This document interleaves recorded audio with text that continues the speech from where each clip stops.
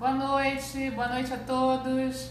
Hoje é sexta-feira, dia 5 de março, e a gente hoje vai falar sobre dermatite de contato. Eu sei que toda a imprensa está muito mobilizada com as notícias do Covid, da possibilidade da gente precisar ampliar a questão das vacinas, mas eu vou também abordar outro tipo de assunto, porque a dermatologia caminha, né? A gente não tem só um tipo de doença por aí acontecendo. A gente tem uma série de problemas que durante esse período aqui no Rio é muito quente, tem muita coisa que piora com esse calorão. Então, o tema de hoje foi dermatite de contato, foi a Marcela de Barros que sugeriu esse tema e eu achei ele muito interessante porque é uma coisa do nosso dia a dia, não só do dia a dia do dermatologista, mas também das pessoas no geral, né? E é uma coisa muito comum, porque a gente estuda na medicina as coisas assim de maneira didática, separando uma coisa da outra. Então, a gente vai fazendo como se estivesse colocando tudo em caixinhas, né? Mas na realidade a gente tem tudo isso misturado. E como o Severino está aqui comentando ao vivo, ele está justamente dizendo que outras doenças não deixaram de existir e a gente tem que se ocupar delas também. Inclusive áreas como cardiologia, o pessoal está muito preocupado porque às vezes a pessoa está demorando muito para ir para o hospital para resolver algum problema de saúde mais sério. As dermatites de contato, elas fazem um grupo de patologias e realmente tem algumas delas que precisam de atendimento assim mais acelerado.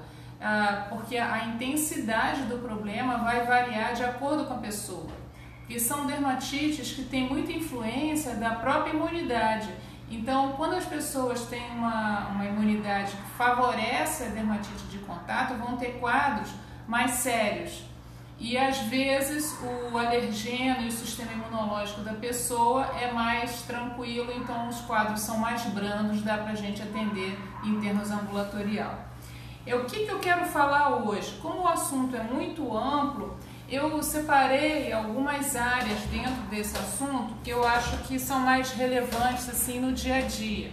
Então, a dermatite de contato alérgica, a dermatite de contato por irritante primário, a fitofotodermatose e as alergias, que o paciente vem dizendo que está com uma alergia, mas que na realidade tem outros problemas comuns de pele que também dão muita coceira.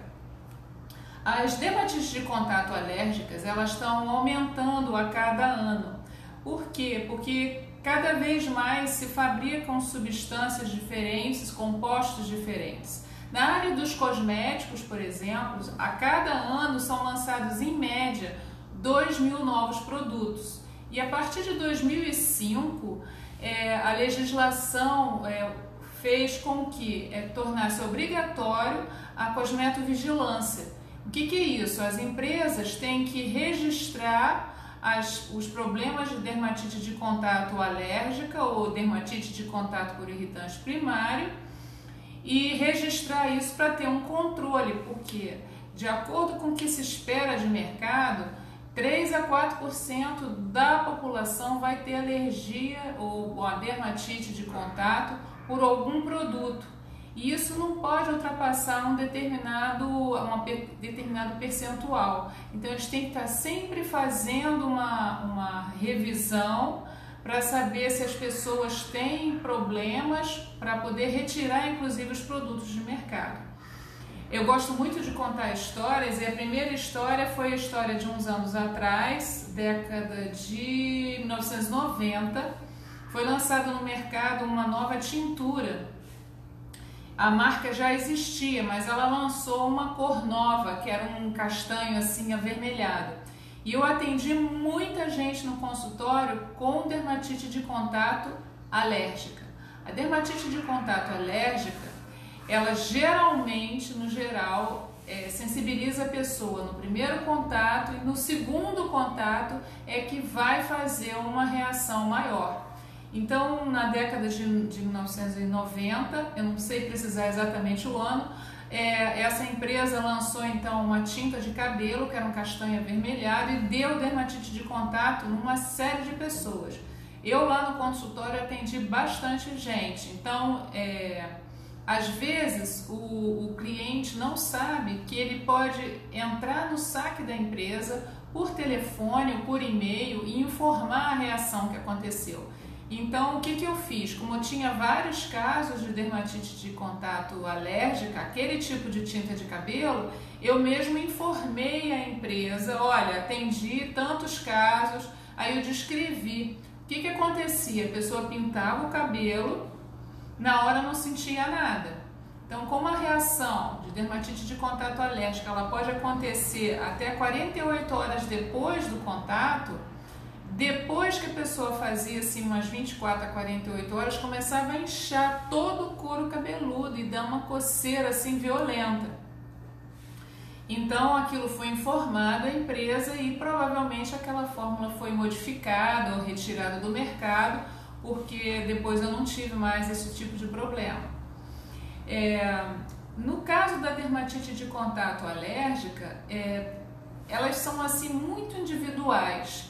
Então eu vou explicar agora como é que funciona o saque das empresas de produto cosmético no geral. Eu estou falando em cosmético, mas pode ser, por exemplo, um produto de limpeza, sabe? Qualquer coisa que entre em contato com a pele, a empresa tem lá o saque, o telefone do saque, e aquilo é importante de ser reportado. Uns anos atrás também era comum um determinado tipo de sabão em pó dá muita reação, dermatite de contato por irritante primário, quer dizer, aí já não é uma reação alérgica. À medida que a pessoa usava aquele sabão em pó, dava problema nas mãos, por exemplo, tá? E dava uma dermatite nas mãos que ela parecia que a ponta dos dedos estava assim plastificada.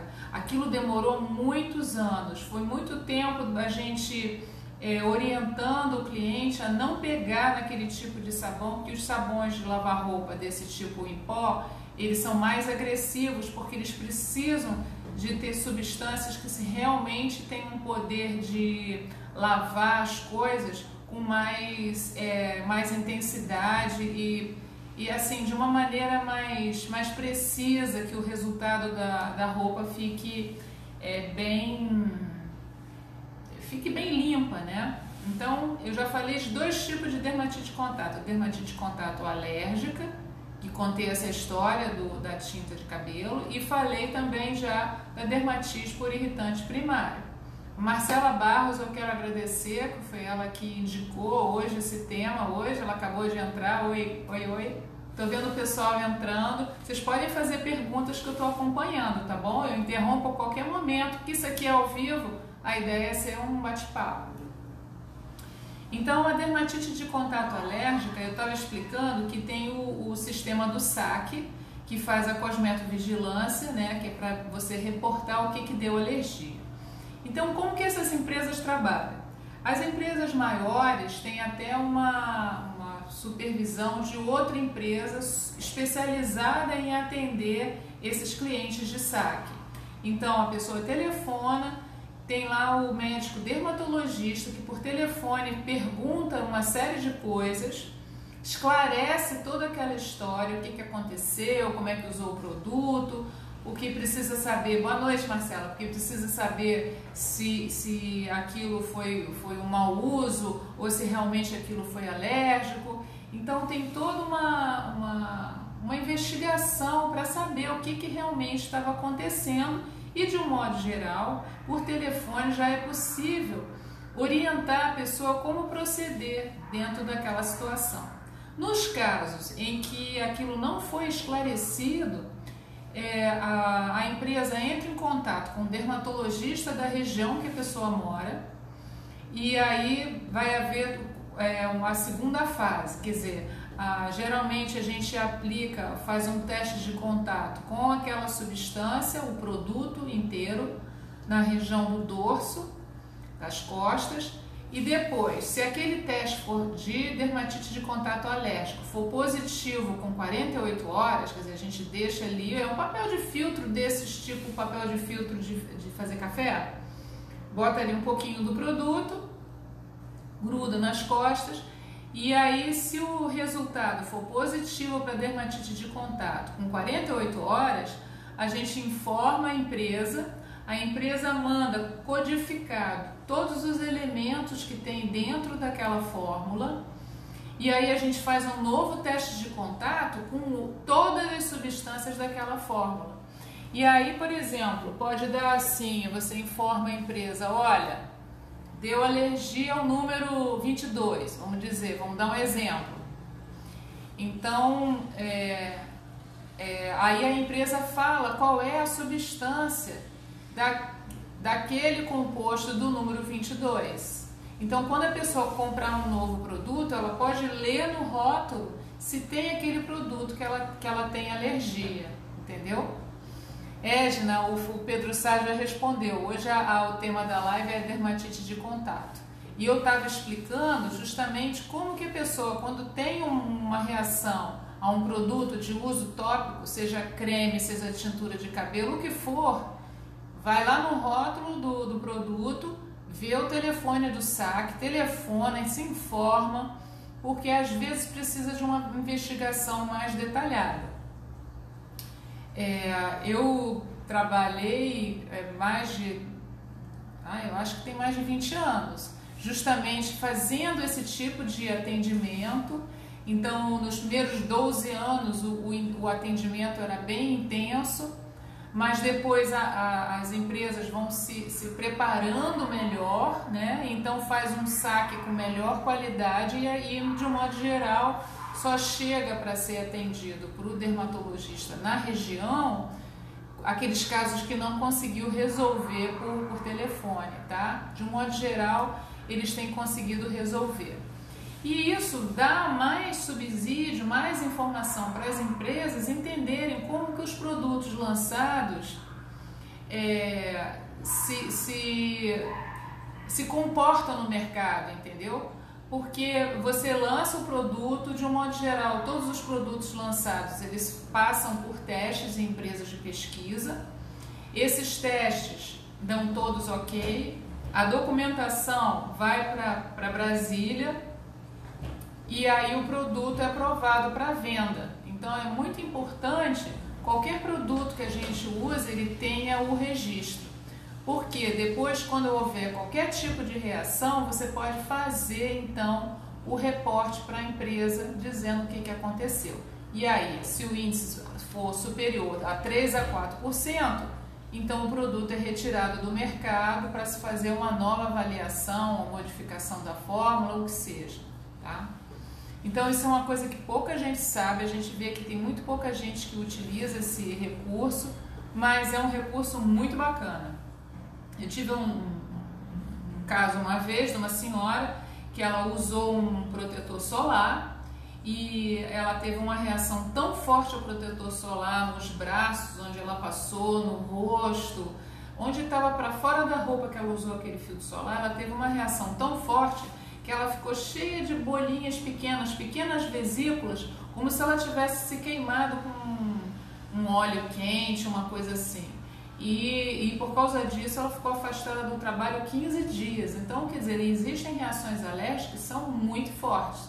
Por isso é importante se comunicar com a empresa. Eu comecei a falar sobre dermatite por irritante primário e aí entrei nessa questão da cosmetovigilância. O dermatite por irritante primário é aquela dermatite que acontece por irritação. Então, por exemplo, agora com essa questão de passar álcool nas mãos, o álcool para algumas pessoas pode ser muito irritante. Então, à medida que você vai passando, repetindo, você vai provocando uma dermatite ali. E é isso que a gente chama de dermatite por irritante primário. Essa semana eu fiz um post sobre dermatite por irritante primário a sabonete. A gente tem, de acordo com o sabonete, vários tipos de fórmula. Então, tem fórmula que a base do sabonete é animal, tem fórmula que a base do sabonete é vegetal E tem fórmulas que o sabonete na realidade é um que a gente chama de Syndet, que é um detergente sintético. Então, os sabonetes de origem de massa animal, eles são os primeiros que foram utilizados para o mercado no geral.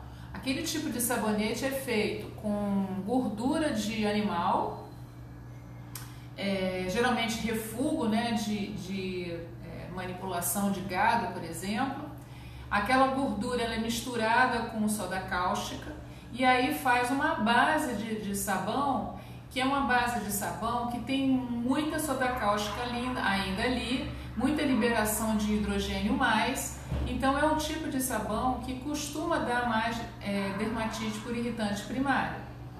Hoje em dia se faz sabonetes com glicerina e óleo vegetal.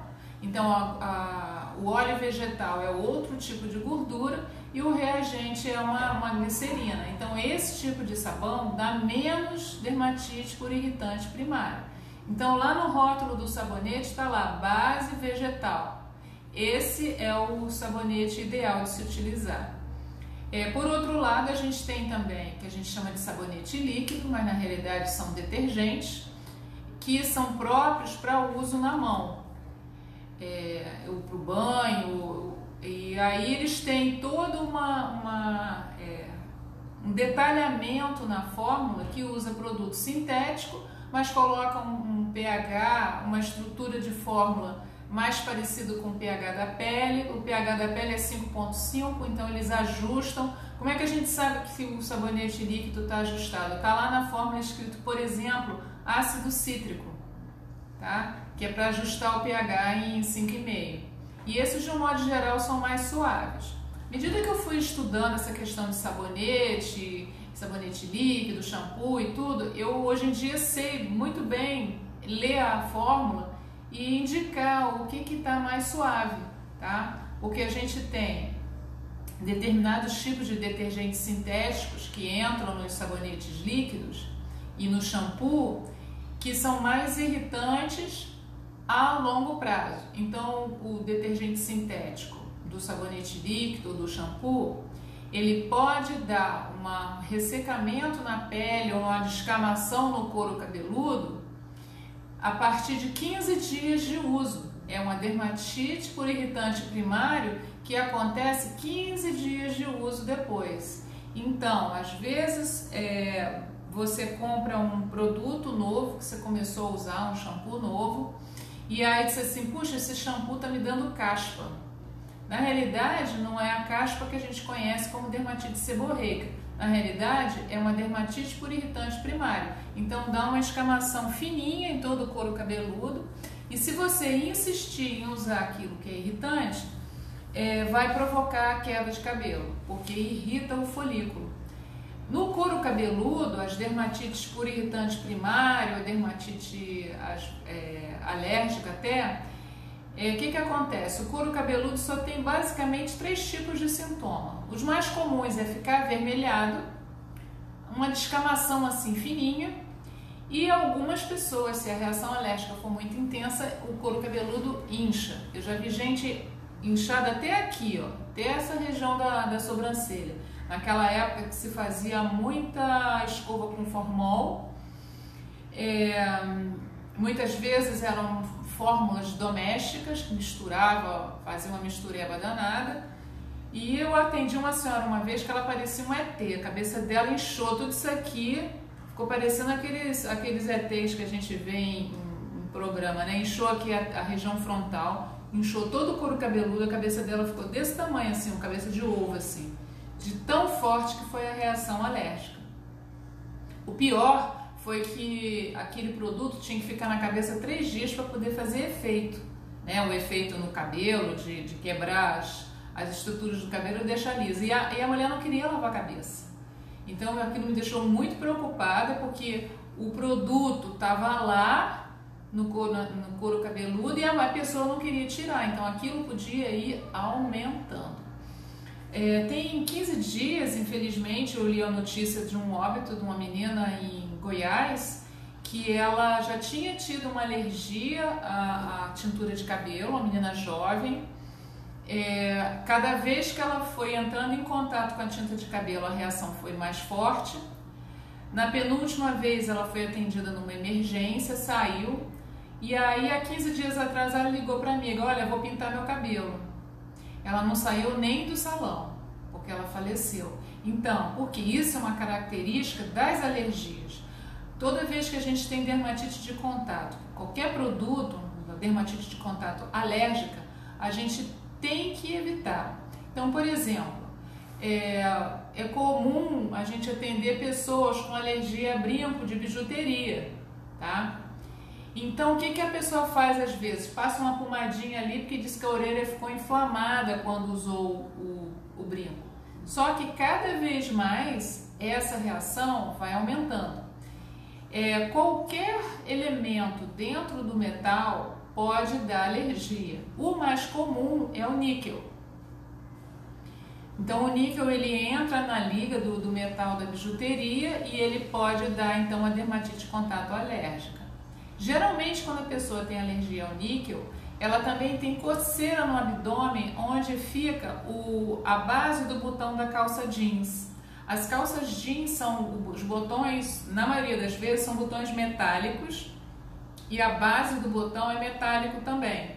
Então a pessoa fica com uma coceira ali naquela região, às vezes a pessoa não sabe que aquilo, o botão é que está dando alergia e vai fazendo uma mancha escura, assim, grande ao redor do umbigo.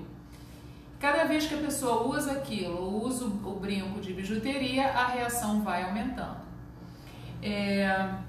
E aí tem uma coisa curiosa, na Europa, quando eles fizeram o mercado comum europeu, eles revisaram a legislação toda porque eles tinham que unificar tudo.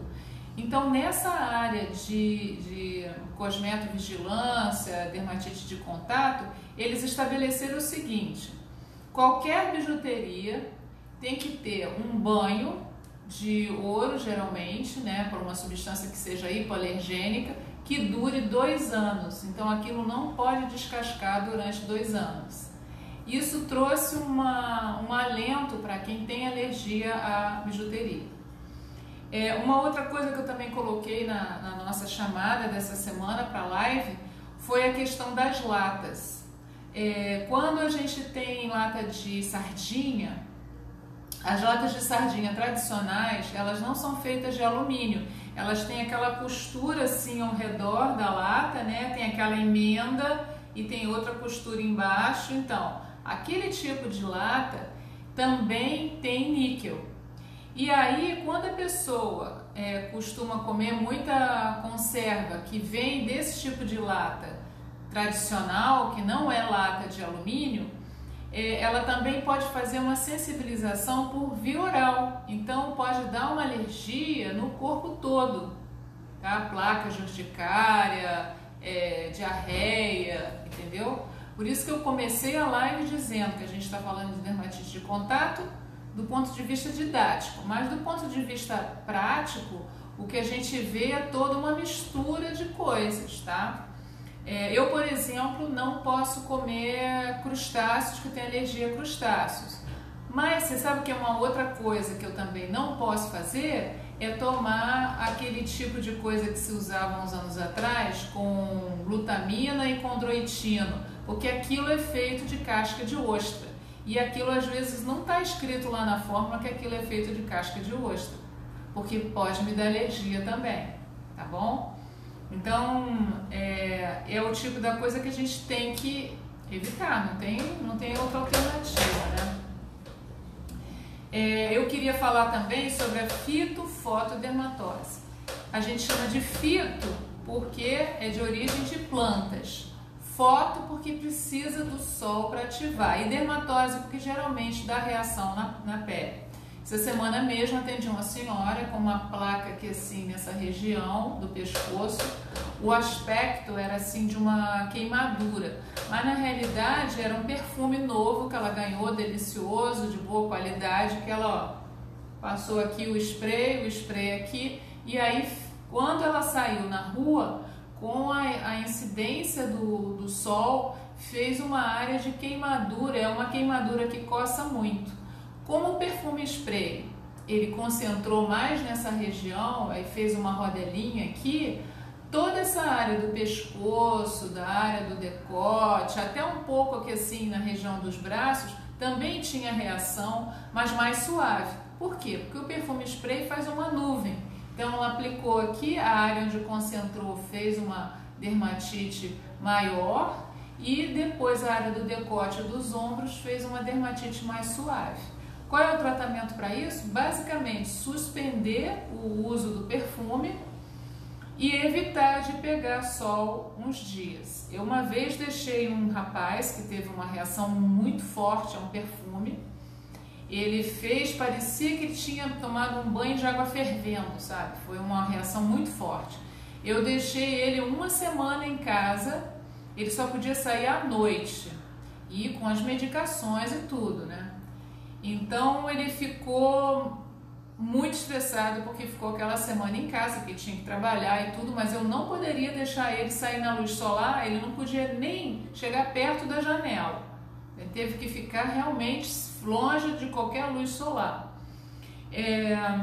Esse tipo de reação muito forte também era uma coisa que a gente via com uma certa frequência na época que o pessoal fazia uns bronzeadores para ir para a praia. Aí misturava óleo de bergamota com óleo Johnson.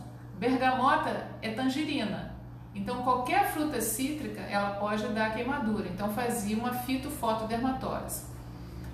Há uns anos atrás eu atendi um cliente que tinha essa fitofotodermatose a limão e tinha perfume também, então ele gostava de colocar o perfume em spray assim no tronco. Então ele chegou lá no consultório, parecia que estava todo queimado, de alto a baixo, é uma queimadura que coça também, em todo o tronco. E aí ele disse que o perfume dele era de muito boa qualidade e tal, não sei o que, mas mesmo o perfume sendo maravilhoso e caríssimo, pode dar alergia.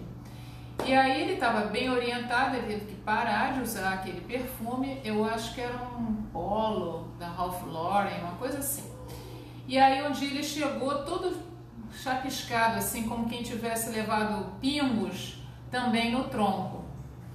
E aí a gente conversa vai, conversa vem, que a gente precisa de fazer uma história, onde é que ele teve, o que que ele fez, não sei o que. A gente chegou à seguinte conclusão: ele foi para um sítio, a amiga dele estava colhendo limão, né, colhendo limão lá do limoeiro para fazer uma limonada, sei lá o que, e ele estava assim uma certa distância, tipo 1 metro, sei lá.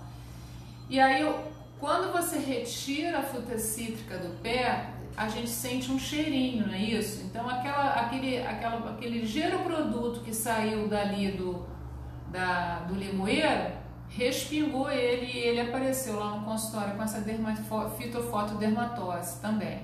Então ele fez o perfume e fez o limão. Mas outras coisas também podem dar isso. Um rapazinho que jogava bola na barra, depois ele terminava de jogar bola, ficava com fome, subia na mangueira e ia lá chupar manga antes de ir para casa. E aí ele, suado, passava a mão no rosto. Aonde ele passou a mão no rosto, ele ficou com umas manchas escuras, elas começavam vermelhas e depois ficavam escuras, porque era uma dermatite, uma fitofotodermatose provocada pela manga, tá?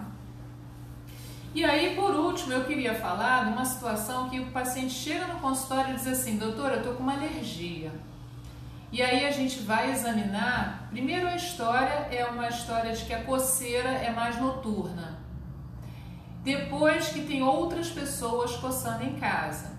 E às vezes a pessoa começa a colocar a culpa no sabão em pó, por exemplo. Ah, não, aquilo foi o sabão em pó e tal que me deu aquela alergia. Na realidade, isso não é uma dermatite de contato, isso é um problema chamado escabiose, ou seja, sarna. Então, ela pega a partir do contato com o tecido, tá? Às vezes, já aconteceu várias situações, eu gosto de contar a história porque eu acho que fixa mais, eu acho que dá uma coisa assim, a gente relaciona com outras coisas, né? Uma senhora foi para o sítio, e aí fez frio, né, a região serrana aqui do Rio, fez frio, ela pegou o cobertor que estava no armário, pegou o casaco que estava guardado lá, E aí usou, cobertor e tudo. Quando ela voltou para o rio, ela estava toda se coçando. Por quê? Porque o sarcóptes, que é o bichinho que fica nos tecidos, estava lá no casaco, estava na colcha, estava no lençol de cama. Então tudo isso tem que ser lavado com água quente para poder matar os bichinhos. Agora, com essa coisa louca de ficar tomando ivermectina por conta própria, a gente teve uma falta importante de ivermectina no mercado, e a ivermectina é uma das coisas que a gente usa para tratar a escabiose. A gente usa medicação local, mas a gente também usa ivermectina. A medicação local ela funciona bem, mas algumas pessoas têm dermatite de contato com a medicação local, então precisam da ivermectina. E aí houve essa falta dela no mercado por causa dessa coisa de ficar tomando por conta própria. Uma outra coisa que às vezes o paciente vem e diz que está com alergia é coceira na região da virilha. Também fiz publicações essa semana sobre isso, porque na virilha, de um modo geral, não é alergia. O mais comum é começar com uma assadura por causa do calor. E como essa região, a região que a gente chama de intertrigo, axila, virilha, entre os dedos dos pés, tem uma flora, uma microflora diferente, ali tem sempre fungo e tem levedura, então o atrito na região provocou assadura e depois entrou uma levedura ali, tipo uma cândida, e fez uma candidíase, ou entrou um fungo e fez uma dermatofitose. Tem uma outra situação que é chamada eritrasma, que é quando entra uma bactéria também microanaeróbia ali. Então, só quem vai dar o diagnóstico é o dermatologista. Então, a gente tem todo o respeito, todo o cuidado de examinar a região, a gente não precisa expor a pessoa demais, basta a gente ver um pedacinho que geralmente aquilo caminha para a coxa, né? Para fazer o diagnóstico e dar o tratamento correto. Geralmente o tratamento correto começa com o tratamento da bactéria, do fungo, da levedura e depois a gente continua mais um tempo para prevenir o aparecimento da assadura. Às vezes esse tratamento leva até uns 3 meses. E em algumas pessoas, quando está muito exuberante, eu também peço exames de sangue, porque tem pessoas que têm a situação do pré-diabetes e às vezes com uma mancha escura na virilha, na axila, aqui no pescoço, que a gente chama de acantose nigricans, que é outra situação, a gente, junto com a situação de também ter uma micose na virilha, a gente desconfia que aquela pessoa pode estar passando por um processo de pré-diabetes.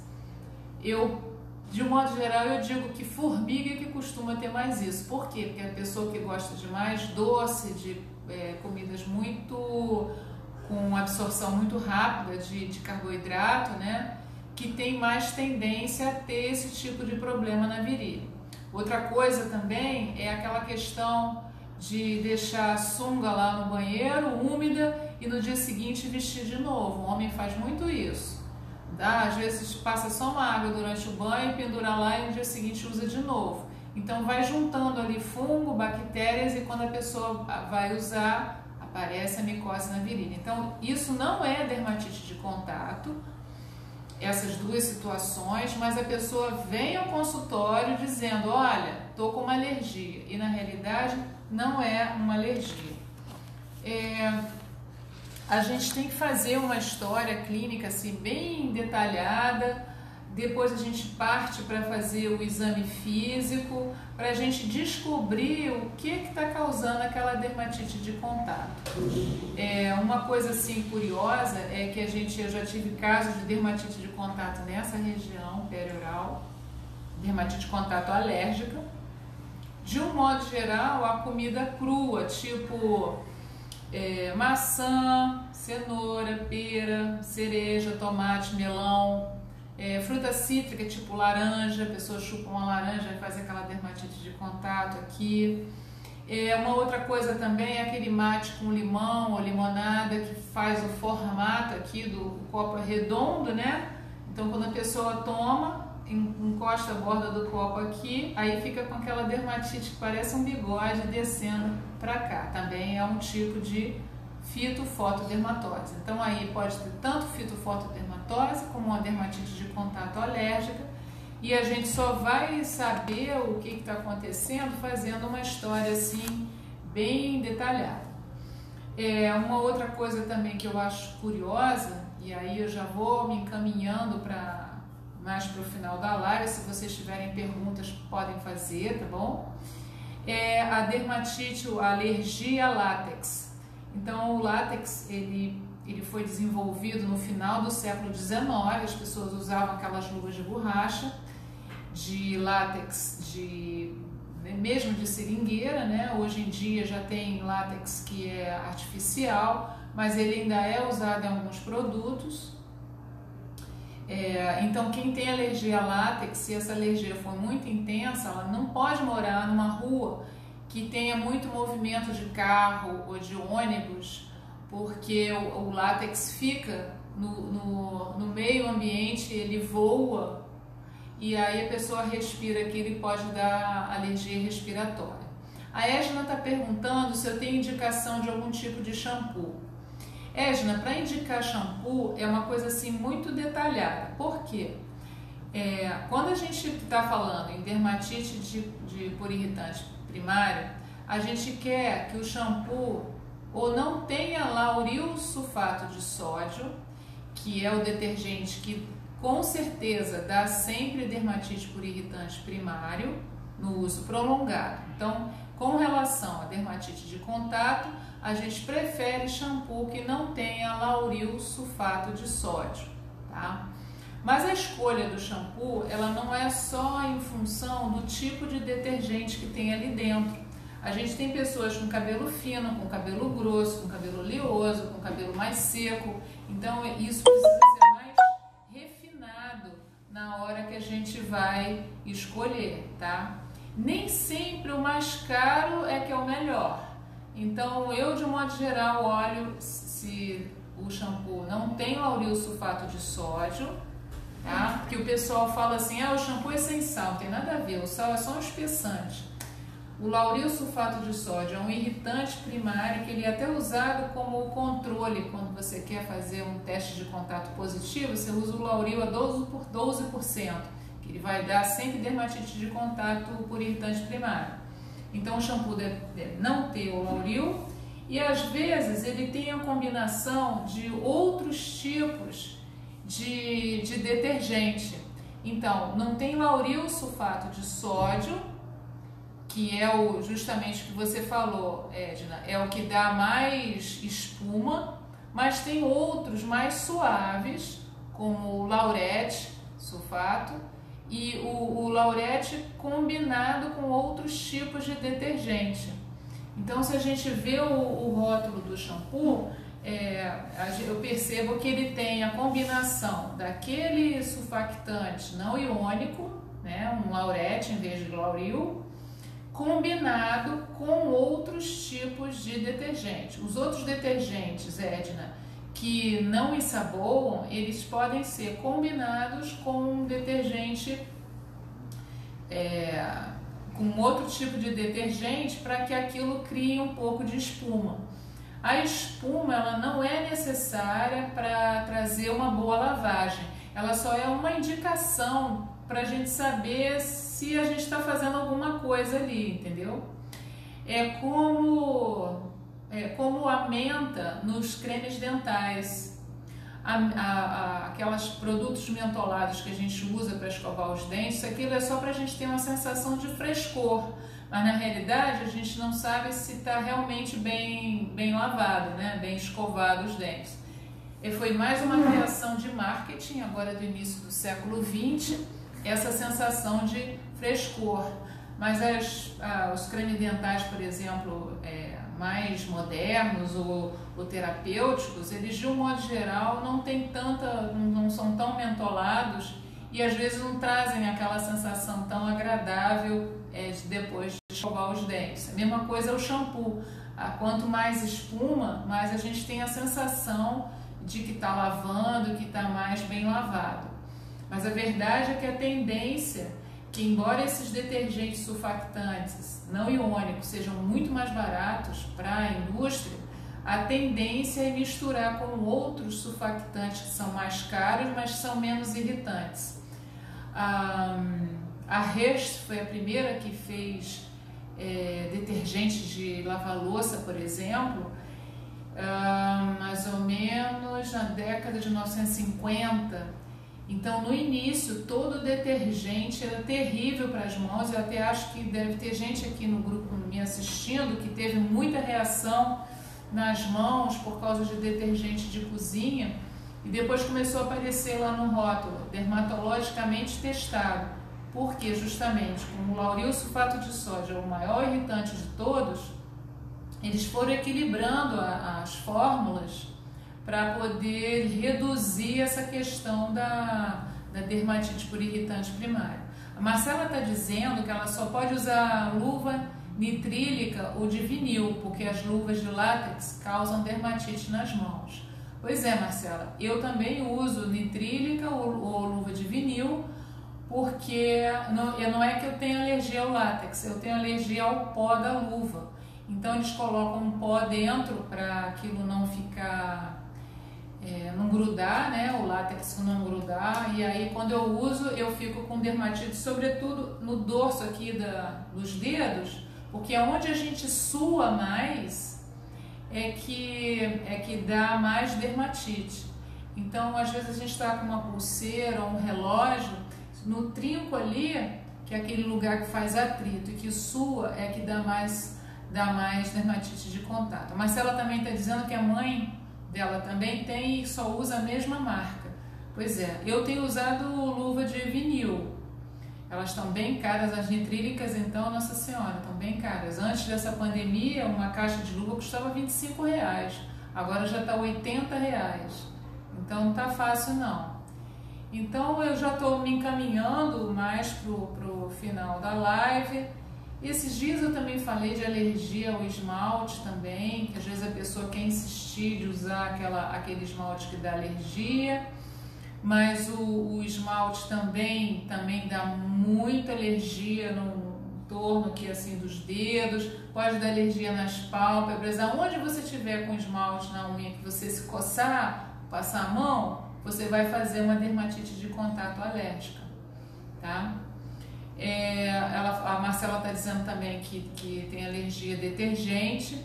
Então, realmente, o melhor é escolher detergente dermatologicamente testados. Uma outra opção que eu gosto demais é usar aquela escova com cabo, passar assim nas coisas que eu vou lavar e, botar tudo dentro da lava-louça. Com a lava-louça, eu acho que a louça fica mais bem lavada, a gente gasta menos água, e bota só lá um pouquinho lá do produto do sabão e a gente consegue uma louça bem lavada sem precisar estragar tanto as mãos. Na pia da cozinha, na pia do banheiro e tudo, eu evito de lavar a mão com detergente, eu deixo sempre ali um sabonete líquido mais suave, que é aquilo que eu falei no início, não precisa ser o mais caro, a fórmula tem que ser uma fórmula mais suave. Eu até essa semana eu coloquei no Renove Sua Pele o tipo de sabonete que eu uso, é 2 litros e custa R$20, quer dizer, não é o mais caro do planeta. E é interessante porque esse tipo de sabonete ajuda a remover mais o cheiro de alho, que às vezes a gente vai cozinhar, pega cebola, pega alho. Tem um tipo de dermatite que dá quem faz muita coisa de cozinha, que é pegar em alho e pegar em cebola. Aí não tem jeito, geralmente é na mão que apoia, tá? É a mão contralateral, a mão dominante, e aí o jeito é usar mesmo a pasta do alho, usar a pasta da cebola, porque se pegar, fica a ponta do dedo toda rachada, onde pegou aquilo racha, chega a ferir, doer e arder. Então tem que evitar mesmo. Às vezes é uma luta a gente descobrir e identificar o que está dando aquela dermatite de contato, ou por irritante primário, ou alérgica, ou a dermatite por fitofotodermatose, tá bom? Eu estou à disposição de vocês no grupo Renove Sua Pele, que é um grupo de WhatsApp, que eu estou sempre, todo dia eu mando informações. mais condensadas, mas eu estou à disposição para esclarecer as dúvidas. É claro que o grupo não se destina a fazer uma consulta, mas para essas dúvidas do dia a dia que a gente tem sempre muita dúvida, tá bom? Um grande abraço para vocês, eu não quero me estender muito boa sexta-feira. Ontem eu assisti um filme muito bom com a Otávia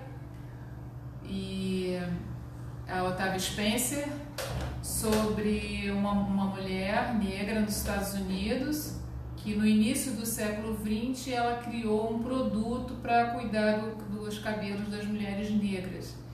É uma história muito interessante de empreendedorismo e de teste mesmo, mostra até ela no início os fracassos dela de fazer os testes com as substâncias e não deu certo.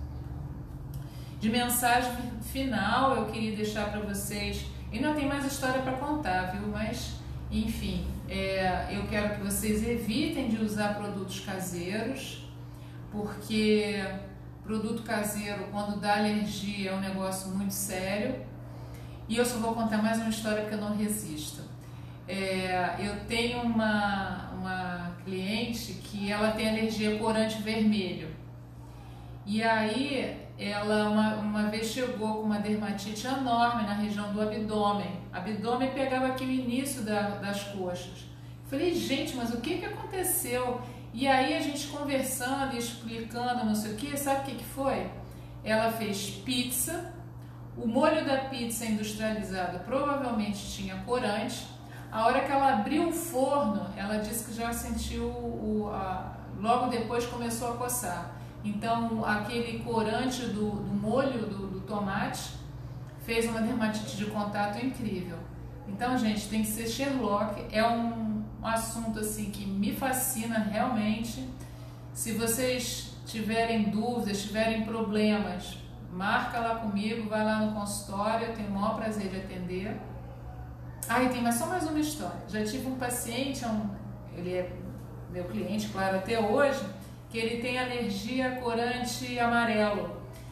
Todas as meias dele eram amarelas, ele adorava vestir meia amarela. E ele estava com uma dermatite que ela começou lá no pé, ela foi subindo, que todo dia ele usava, e foi subindo pelas pernas.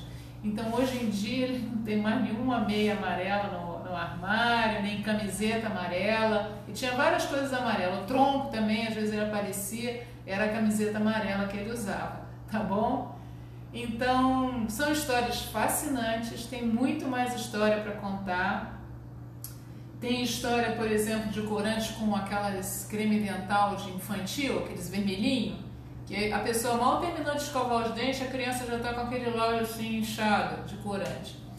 O meu filho tem alergia a corante é dose dependente. Quando ele viajou para os Estados Unidos, foi para a Disney na época, tinha 14 anos, eu fiz a recomendação lá, olha, corante, tal. Lá ele se fartou de comer bala, goma, tudo. Por quê? Porque lá nos Estados Unidos as coisas são feitas com produtos que são hipoalergênicos. Então ele não teve alergia a nada daquilo que ele tinha alergia aqui no Brasil. Tá? Aqui a gente tem que ficar lendo rótulo de iogurte para ver se não tem corante artificial. Não pode comprar gelatina, porque a gelatina tem corante artificial. E lá nos Estados Unidos, a associação do pessoal de dermatite de contato, dos alérgicos, é muito forte.